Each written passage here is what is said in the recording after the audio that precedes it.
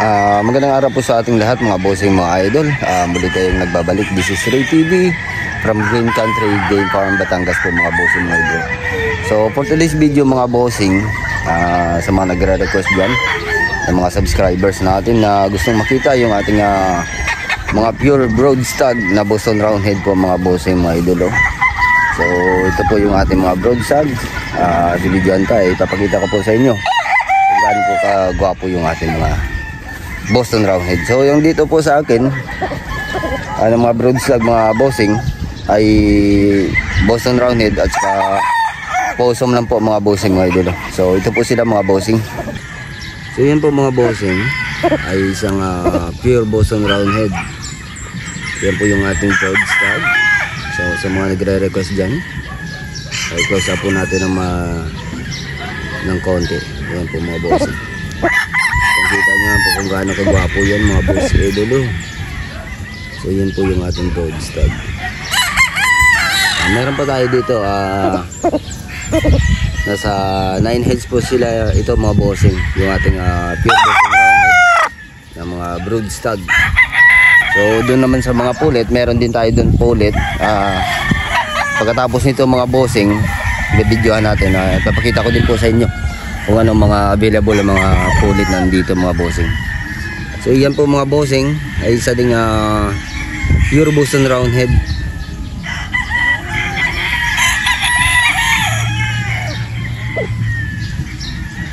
Ayan po mga bossing. Ang ganda. Pulang pula yung mata mga bossing medyo, no? Parang adik close up natin ng konti mga bossing para makita nyo.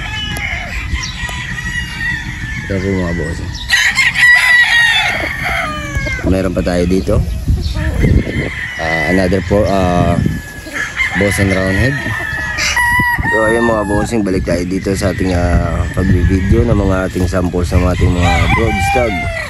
So ayun po mga bossing. Ito po mga bossing, ang kanilang age ay 6 months. So October born po ito. October, November, December, January, February, March, April. So 6 months po mga bossing mga idol. So meron pa dito. Ito pa po mga bossing, yung ating pure Boston Roundhead. So may gusto niyan mga bossing, message nyo lang po ako sa aking Facebook account, Ray Kainan po mga boss idol. So yun po yung ating Boston Roundhead. So meron pa tayo dito. Ito po mga bossing, another pure Boston Roundhead po mga boss. Ayan po siya mga boss.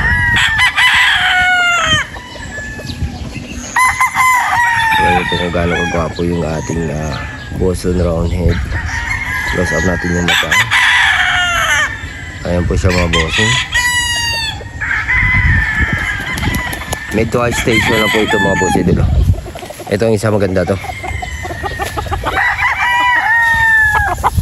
Ayan po mga bossing.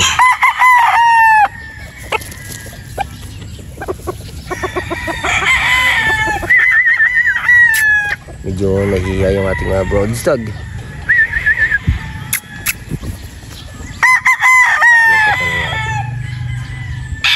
Ayan po mga bossing, yung ating pure Boston Roundhead. Medyo nahihiya ito. Ayan. Medyo baka muna boy. Ayan po mga bossing. So meron pa tayo dito isa. Ito pa po mga boss. Yan po yung ating another one pure Boston Roundhead. Ayan po mga boss.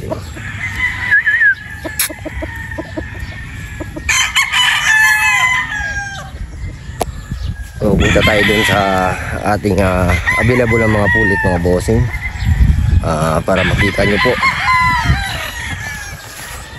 Dito yung sa ating pulit ay 8 heads po yung available natin mga boss idol. So dito po tayo ngayon sa ating pin number 1 kung saan po nakalagay po yung ating mga Boston Roundhead Pullet. So ito po yung mga Boston Roundhead Pullet natin mga bossing. Ayan po sila.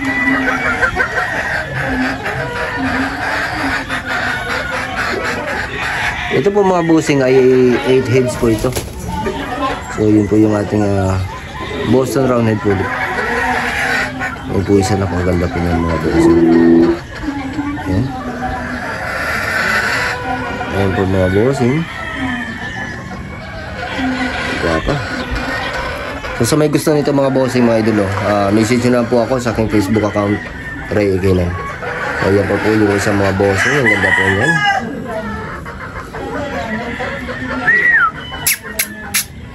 So ayan po yung ating Boston Roundhead Pullet. Ganda. So ito po mga bossing 8 heads po ito. So may gusto po dyan, so may kursunada lang po, message nyo po ako sa aking Facebook account, Ray Ekenan po mga bossing idol. So pupunta tayo doon sa isang pin kung saan po nakalagay yung ating lemon sa sweaters po mga bossing mga idolo. So sa mga nagre-request, eto na po yung inyong request mga bossing. Dito mga bossing, ang ginagawa ko dito ay ginagawa ko ng sistema. Sa bawat pin po nito mga bossing ay nilalagay ko po iba't ibang bloodline. Para pagdating dito ng mga buyers ay tatanungin po natin kung anong bloodline po yung hanap niya. At dun po natin siya dadalhin sa kung saan nakalagay po yung mga bloodline na yun. So ginawa ko po yan para hindi na po tayo mahihirapan sa ating mga ginagawa mga bossing. So ito po sa isang pin na ito, ito naman po yung ating lemon naka-cross sa sweater. So ito po siya mga bossing.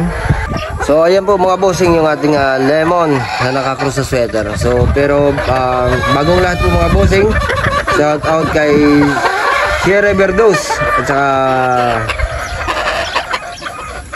Sierra Verdos from Patinay, Agusan del Sur, at saka kay Philip Revilo family. So God bless po sa inyo lahat na dyan mga bossing mga idolo sa taga Agusan del Sur. At saka shout out nga pala kay Sir Jeric Ramirez from Milan, Italy. So shout out dyan sa inyong lahat mga bossing mga idol, sa ating mga supporters na mga OFW. Maraming salamat po sa inyong pagsuporta sa aking munting YouTube channel mga bossing mga idol. So nga pala mga bossing, sa lahat ng taga Cebu dyan, meron po tayong paparating na expo mga bossing June or July dyan ulit sa Cebu mga bossing mga idol. So kita-kits po tayo dyan sa lahat po ng buyers na supporters na taga Cebu.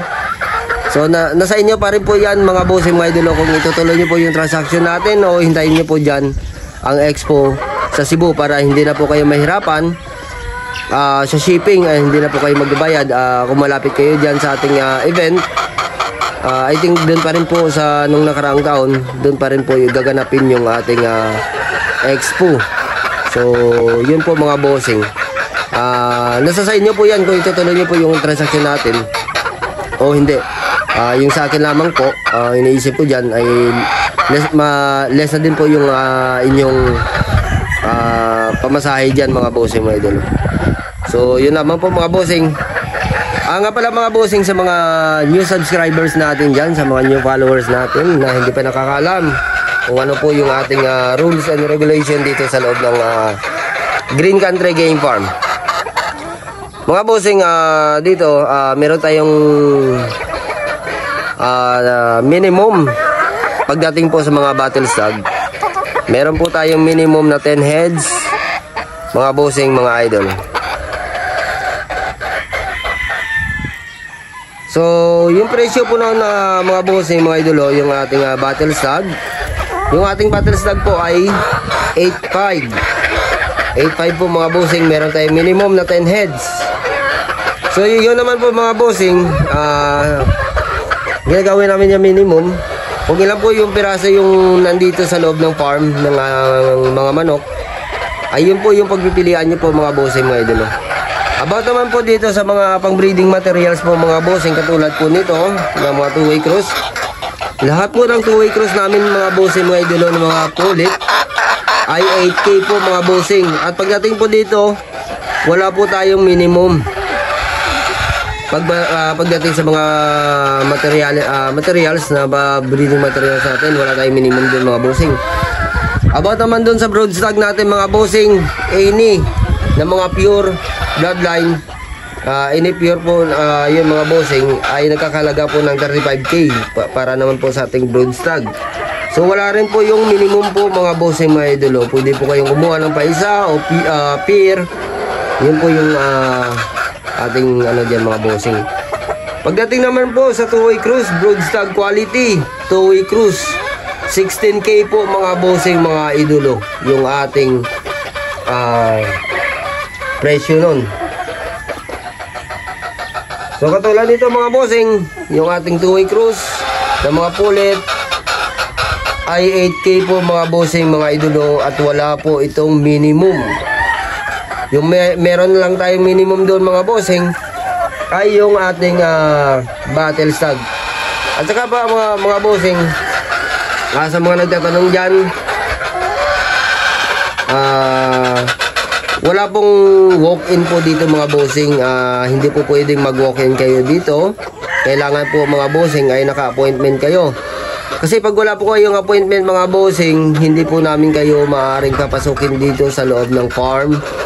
Kasi yan po yung rules natin mga bossing. So ginawa po namin yung rules na yan. Po mga bossing, para hindi po kayo magkasabay-sabay dito sa pagpunta sa loob ng farm mga bossing. Kasi pag nagsabay-sabay kayo mga bossing, hindi po namin kayo ma-entertain na maayos. Ay siyempre, sabay-sabay na kayo. At saka may hirapan po kami mga bossing dahil konti lang po kami nandito at hindi po namin kakayanin kung magkasabay-sabay po kayo mga bossing na idolo. So 4 lang po kami nandito sa nakadestino dito sa sa cording area. So hindi po namin kakayanin mga bossing, lalo na pag battle stag, may kasabayan po ng mga battle stag na kukunin. So kaya yan, para hindi kami mahirapan at less stress na din sa amin, ay ginagawan po namin yan ng schedule. So sa mga mga kilala nyo, ginawa ko po itong mga bossing, yung ating pagbablog or pagbibideo natin na ito ay para po hindi na po makakuha ng mga link informasyon. So kung mapunood nyo ito yung video natin, ay meron na po kayong makukuha ng informasyon dito na bawal po yung walk-in at kung magkano po yung presyuan dito sa loob ng Green Country Game Farm pagdating sa mga materials at sa mga battle stag. So dahil nung nakarang taon baguhan pa lang kami dito, ay meron pong siguro nasa 1 taon na kami o kalahating taon na nag-operate yung farm na nandito, ay marami pong mga buyers na nag-walk-in. So yung iba, may mga kasabayan na mga nabili ng mga battle stag, so hindi namin naipasok. So galing pa sila ng malalayong lugar. So tinatanong ko kung saan nila nakakuha ng informasyon na pwede mag-walk-in. So yung sabi nila ay nakita nila daw sa mga ibang vloggers. O totoo naman na daming mga vloggers na pumupunta dito at bumibili. So yun, naisip ko dati, tinanong ko yung kasamaan ko, nag-uusap kaming dalawa, si Ayan.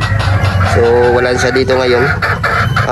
Nag-uusap kaming dalawa, sabi ko what if kaya gumawa tayo ng sarili nating YouTube channel. Yun, namin. At doon ako nagsimula sa pag-bibideo nito ng ating mga manok nandito mga bossing. So yun, yun yung purpose ko dito sa paggawa ng mga video, para naman po meron na kayong informasyon patungkol dito sa mga patakaran namin dito sa loob ng Green Country Game Farm. So yun lamang po mga bossing. At hanggang dito na lang po yung ating video sa araw na ito. So naway nasagot ko po ang inyong katanungan. At kung mayroon pa po kayong gusto itanong sa akin, i-message nyo lang po ako sa aking Facebook account. Pero ikinan po mga bossing mga idolo. At kung wala tayong ginagawa ay makaka-respond po ako sa inyo. Pero kung meron tayong ginagawa ay sa gabi po, pag meron tayong oras, magre-respond po tayo dyan mga bossing. So hanggang dito na lang po ang ating video mga bossing mga idolo. Shout out sa lahat dyan ng ating mga subscribers at sa mga followers natin dyan. So maraming salamat po sa inyong patuloy na pagsuporta sa aking munting YouTube channel mga bossing mga idolo. At God bless po sa lahat mga bossing.